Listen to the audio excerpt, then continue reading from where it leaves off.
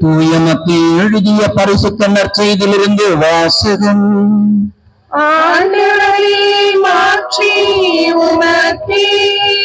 மத்தேயு நற்செய்தி அதிகாரம் 5 இறை வசனங்கள் 43 முதல் 48 முடிய. அக்காலத்தில் இயேசு தம் சீடரை நோக்கி கூறியது: உனக்கு அடுத்திருப்பவரிடம் அன்பு கூர்வாயாக, பகைவரிடம் வெறுப்பு கொள்வாயாக என கூறியிருப்பதை கேட்டிருக்கிறீர்கள்.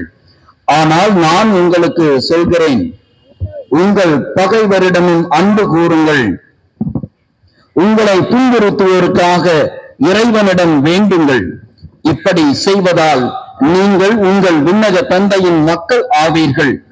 ஏனெனில் அவர் நல்லோர் மேலும் தீயோர் மேலும் தம் கதிரவனை உதிப்பெழ செய்கிறார்.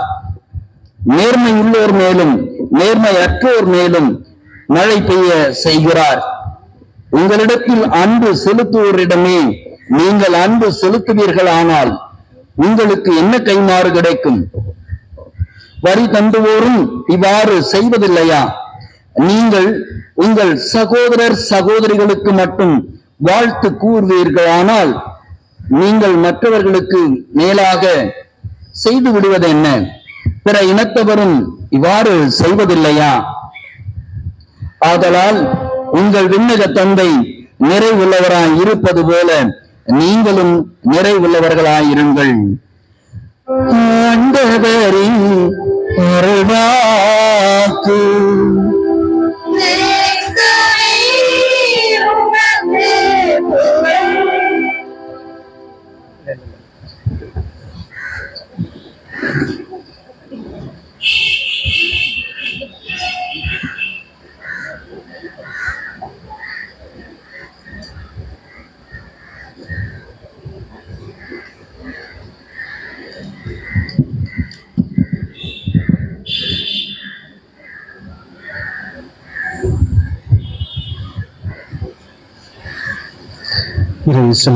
இந்த அருமையான வேளையிலே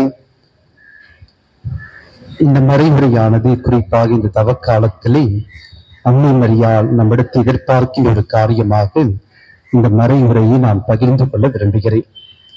கடவுள் மிகப்பெரிய சொத்தாக அன்னை மரியாளுக்கு கொடுத்த ஒரு மிகப்பெரிய சொத்து ஆண்டவர் இயேசுவை அவருக்கு கொடுத்தார்.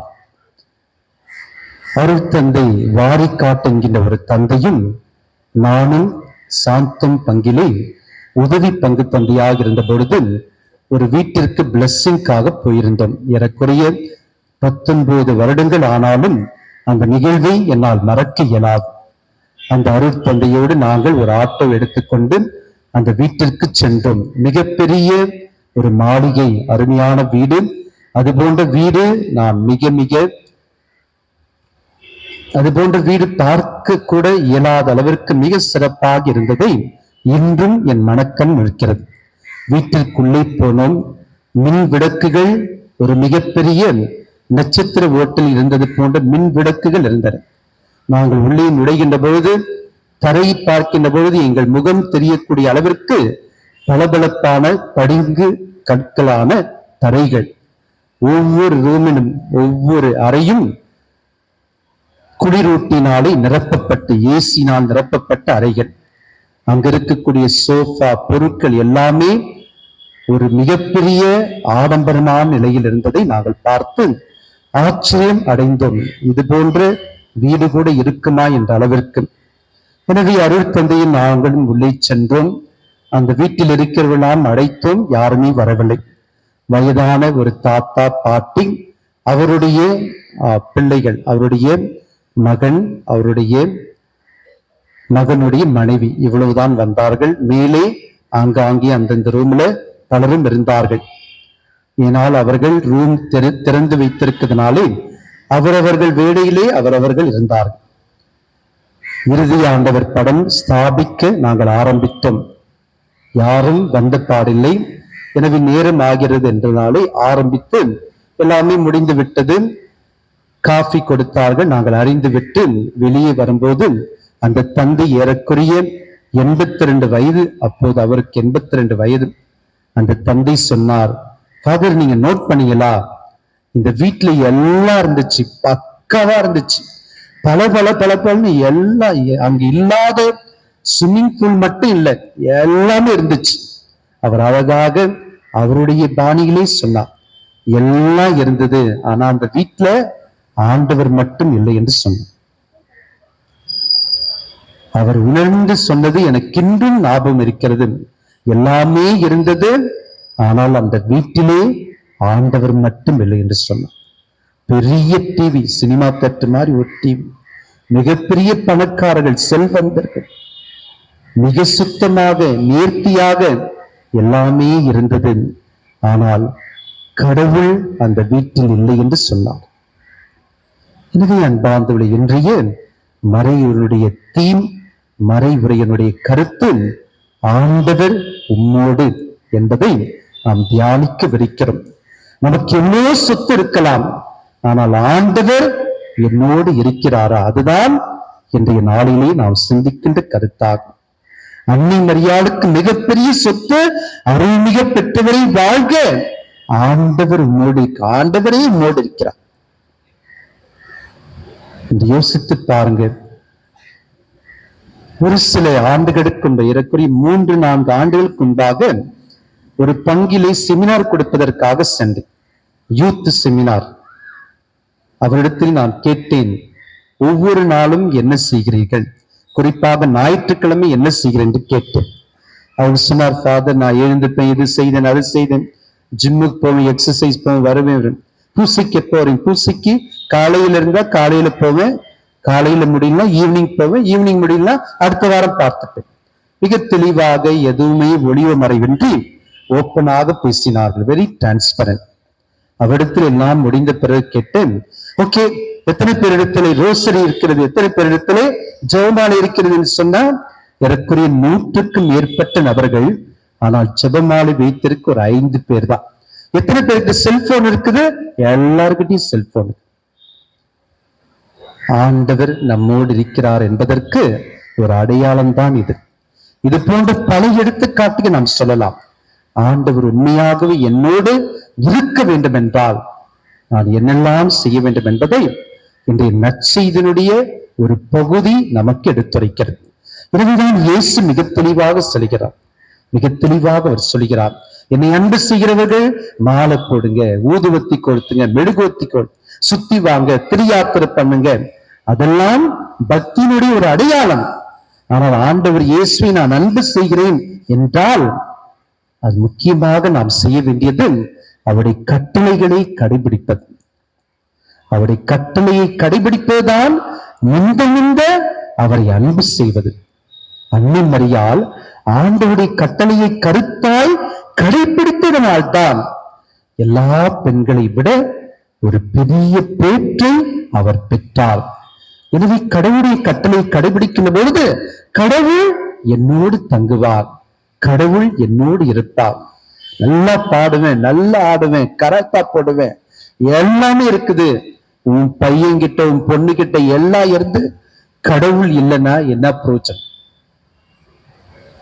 பெஸ்ட் சத்திரம், பெஸ்ட் சத்திரம், புது நன்மைக்கு பெஸ்ட் சத்திரம் அரேஞ்ச் பண்றாங்க.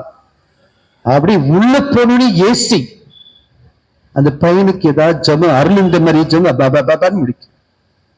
நற்கருளை யாருக்குறாங்க தெரியல. ஏன்? அவங்க அம்மா அப்பா டெக்கரேஷனுக்கும் சாப்பாடுக்கும் கௌரவத்துக்கும் எல்லாம் வரணும், மொய் எழுதணும், அவளை கூப்பிடணும், இவனை கூப்பிடணும், அரசியல்வாதி கூப்பிடணும், எல்லாம் இருந்தாங்க. ஆனா ஆண்டவர் அந்த பையன்கிட்டயும் இல்லை, யாருக்கிட்டையும் இல்லை. ஆடம்பரம், வெளிய ஆடம்பரம். கடவுளையே பெறுவதற்கு நாம் என்ன தயாரிக்கிறோம்? கடவுளே நம்மோடு தேடி வருகின்ற அந்த அருட்சாதனம் வியாபாரமாய் போய்விட்டதை பார்க்கிறோம். ஒரு நன்மை வாங்க 10 பேர் போட்டோ எடுக்கிறானுங்க. வாங்குற பையனுக்கு யார வாங்குறனே தெரியல.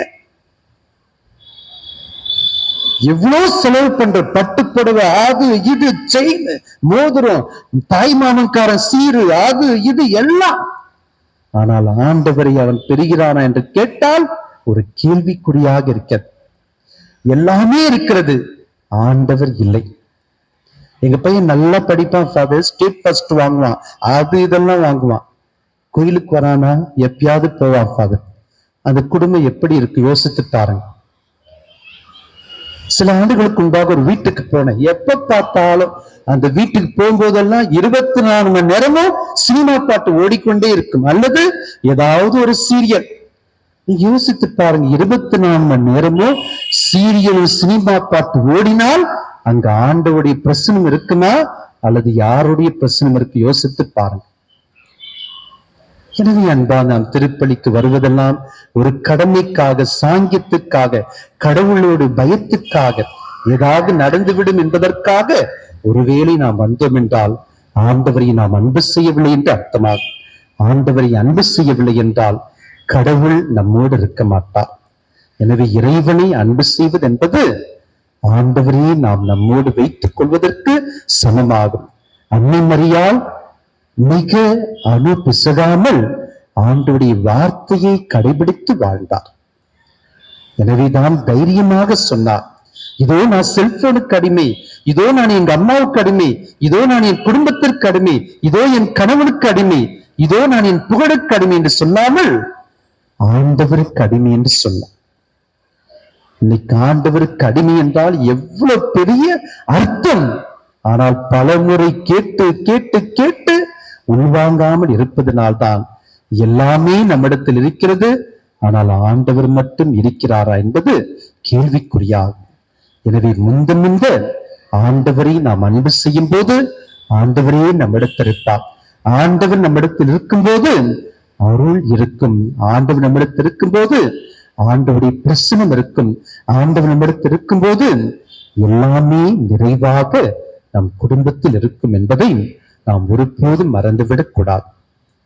இரண்டாவதாக, ஆண்டவர் நம்மோடு இருக்க வேண்டும் என்றால் பாவத்தை விட்டு விலகுகின்ற ஒரு வாழ்க்கை வாழ வேண்டும் என்பது இரண்டாவது கருத்தாகும்.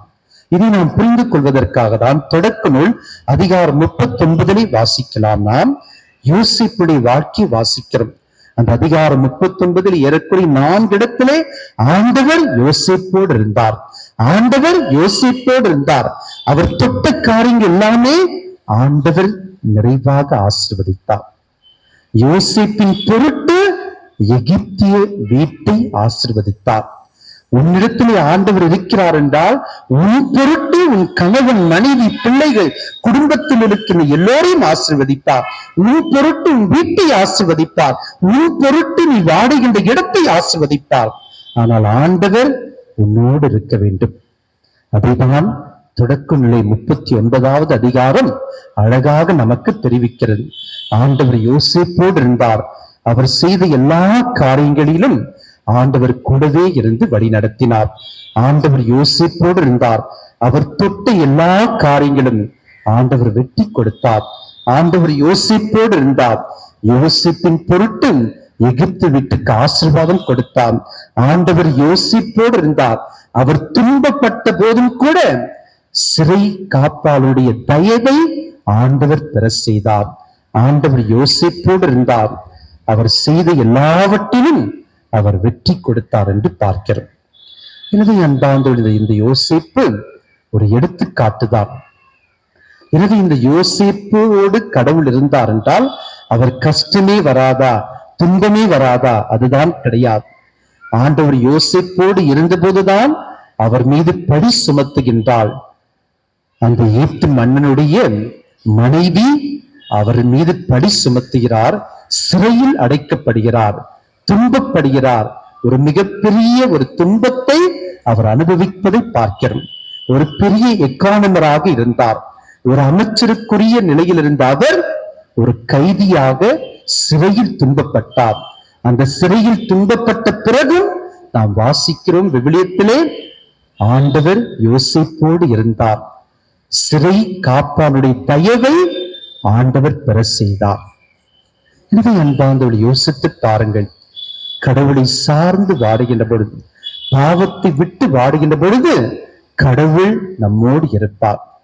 இதுதான் யோசேப்புடைய வாழ்க்கையிலே பார்க்கிறோம். அந்த எகிப்து மன்னனுடைய மனைவி அவரை தவறாக பயன்படுத்த அடைக்கிறார். 2-3 முறை அடைக்கிறார். ஆனால் யோசேப்பு அவளோடு இருக்கவும் இல்லை, அவளிடத்து பக்கத்தில் கூட நிற்கவில்லை. அவர் ஓடி செல்கிறார் என்று வாசிக்கிறோம். தன் மேலாடையை தூக்கி எறிந்துவிட்டு ஓடி செல்கிறார். அதனுடைய அர்த்தம் என்னவென்றால், பாவத்தை விட்டு விலகி வாடும் பொழுது ஆண்டவர் நம்மோடு இருப்பார். இந்த 47 நாட்கள் தவக்காலம் என்பது பாவத்தை நாம் வெல்லுவதுதான், ஆணவத்தை தகர்த்து எறிவதுதான், ஏழைகளுக்கு உணவு கொடுப்பதுதான். ஆனால் எல்லாவற்றையும் விட பாவத்தை நாம் வெறுத்து வாடதான் ஆண்டவருடைய பிரசனம் நம்மை நிரப்பும், நம்முடைய வீட்டை நிரப்பும். நம்முடைய வாழ்க்கை பல கஷ்டங்கள், அவமானங்கள், துன்பங்கள் இருந்தாலும் ஆண்டவரே நம்மோடு இருப்பார். எனவே தான் யோசிப்புடைய வாழ்க்கை 2வது நிலையில் நாம் பார்க்கிறோம். கடவுளுடைய கட்டளை கடைபிடிப்பது பாவத்தை விலக்கி வாழ்கிறது. எனவேதான் அன்னை மரியாள் ஒரு தூய்மையின் சின்னமாக இருக்கின்றார். அவரை விட அன்பு செய்தவர் யாருமே இல்லை. நாம் ஒரு சில விஷயங்கள்லாம் செய்தித்தாளும் டிவியிலும் பார்க்கலாம். இயேசுவை நான் நைட்ல பார்த்தேன், வெள்ளாங்கி போட்டு வந்து என்னிடத்துல பேசினார். ராயபுரத்து ஒரு இடம் வாங்கி அங்கதான் சபை உருவாக்க சொன்னார். சாத்தம் பின்புறத்தில் உருவாக்க சொன்னார். மாதாவரம் மெயின் ரோட்ல வாங்க சொன்னார் என்று பல பாஸ்டர்கள் சொல்லுவதை பார்க்கலாம். வெள்ள அங்கி போட்டு என்கிட்ட பேசினார், அழகா இருந்தார், மகிழ்ச்சியோடு இருந்தார், பூரிப்படைந்தேன் என்றெல்லாம் சொல்லுவார். நீங்கள் யோசித்து பாருங்க அன்பார்ந்தவளை, அன்னை மரியாளை விட ஆண்டவரை அன்பு செய்ய யாராவது முடியுமா? அன்னை மரியாளை விட கஷ்டத்திலும் துன்பத்திலும் வேதனையிலும் கடைசி வரை அந்த வியாகுட தாய் ஆண்டவரை பின்பற்றி வாழ்ந்தார். எனவேதான் அன்பார்ந்தவள், இந்த அருமையான நாளிலே ஆண்டவர் என்னோடு இருக்க நான் என்ன செய்ய வேண்டும்? இதுதான் நாம் எல்லோருமே கேட்க வேண்டிய கேள்வி. ஆண்டவர் என்னோடு இருக்க, ஆண்டவர் என்னுடைய குடும்பத்தில் தங்க நான் என்ன செய்ய வேண்டும் என்று ஒவ்வொருவரும் நாம் யோசிக்க வேண்டும். கடவுள் நம்மோடு இருக்கின்ற பொழுது நம்முடைய குடும்பம் மேலான ஆசீர் பெறும். எனவேதான் உனது குழந்தை தெரேசா, என் இடர்களிலும் துன்பங்களிலும் நான் அன்னையை நாடுவேன், என்றென்றும் அவளுடைய கடைக்கண் பார்வை ஒன்றே என்னுடைய பாவங்களையெல்லாம் போக்க வல்லது. துன்பத்திலும் வேதனையிலும் அன்னையை நான் பார்க்கும் பொழுது, அவருடைய அருள்துணையை நாடுகின்ற பொழுது என் பாவங்களையெல்லாம் போக்க அவர் வருகிறார் என்று சொல்கின்றார். புனித குழந்தை தெரேசா, நீ சோதனைக்கு உள்ளாகும் போது புனித கன்னி மரியாவிடம் வேண்டினால் அவர் விரைந்து உனக்கு உதவி புரிவார். சாத்தானின் பாவமும் உன்னை விட்டு அகடும். புனித ஜான் மரிய வியானி, நீ துயரத்திற்கு உள்ளாகும் பொழுது அன்னையிடம் அழைக்க, அன்னையே இயேசுவின் தாயே, தயவு செய்து எனக்கு தயவாயிரும் என்னும் எளிய ஜெபத்தை நீ சொல்ல, இந்த ஜெபம் ஒருபோதும் என்னை தோல்வியடைய செய்யவில்லை என்பதை நான் எங்கு சென்றாலும் ஒத்துக்கொள்வேன் என்று புனித அன்னை தெரேசாய் கூறுகின்றார். அன்னை என்னும் கடலை கடந்து விண்ணக மாட்சி என்னும் கரையை அடைய நாம் விண்ணக அன்னையை சார்ந்து வாட வேண்டும். அவ்வாறு வாடும் பொழுது இறைவனே நம்மோடு இருப்பார். புனித ஃபாதர் பியோ கூறுகிறார், மண்ணுலகில் வாடும் பொழுது அன்னையின் உள்ளம் அன்பாலும் கரிசனையாலும் நிரம்பி இருந்தது, இறைவனையே சார்ந்திருந்தது. ஆகையால் தான் மண்ணுலகில் எவரும் கவலைப்படாத அளவிற்கு அடுத்தவர் துன்பத்தில் இருக்கும் போது அன்னை கவலைப்பட்டார். புனித ஜெரோம், புனித எரோனிமஸ். எப்போது கடவுள் நம்மோடு இருப்பார்? அவரை நாம் அன்பு செய்யும் பொழுதுதான், அந்த அன்பில் நாம் நிலைத்திருக்கும் பொழுதுதான் ஆண்டவர் நம்மோடு இருப்பார். யோவான் 14:23. ஆண்டவரின் வார்த்தைகளை கேட்டு அதன்படி நடக்கும்போது கடவுள் நம்மோடு இருக்கின்றார். உன் விருப்பம் என் பேர் என்று சொல்லி அன்னை மரியாளை போன்று வாடுகின்ற பொழுது அன்னை மரியாளோடு இருந்த அதே கடவுள் நம்மோடு இருப்பார். மத்தேயு 28:20, இதோ உலகம் முடியும் வரை என்னாலும் உங்களோடு இருப்பேன் என்று சொன்னார். அந்த ஆண்டவருக்கு உகந்த வாழ்க்கை வாழன், அவர் நம்மோடு இருக்கிறார் என்கின்ற உணர்வோடு வாழன், அந்த தாய் நம்மோடு பயணிக்க எல்லாவற்றையும் கொண்டிருக்கிற நாம் கடவுளை நாம் கொண்டிருக்கிறோமா? நம்முடைய குடும்பத்திலே கடவுளுடைய பிரசனம் இருக்கிறதா? நம்முடைய பிள்ளைகளிடத்திலே கடவுளுடைய அந்த துகள் இருக்கிறதா? கடவுளுடைய அருள் இருக்கிறதா? கடவுளுடைய உன்னதமான கொடைகள் இருக்கிறதா என்பதை நாம் சிந்தித்து பார்ப்போம். ஒருவேளை இல்லாதிருப்பின் ஆண்டவரை நாம் நம்முடைய குடும்பத்தில் வரவேற்க, நம்முடைய உள்ளத்தில் வரவேற்க, ஆண்டவரோடு நாம் இருக்க எதை அவர் எதிர்பார்க்கிறார், எதை நாம் விட்டுவிட வேண்டும், எதை நாம் பின்பற்ற வேண்டும் என்று சொல்லி அந்த தாயிடத்திலே கேட்போம். அந்த தாய் நமக்காக பரிந்து பேசுவார், நம்மோடு பயணிப்பார், நிறைவான வாழ்வை நோக்கி நம்மை அழைத்துச் செல்வார். ஆமென்.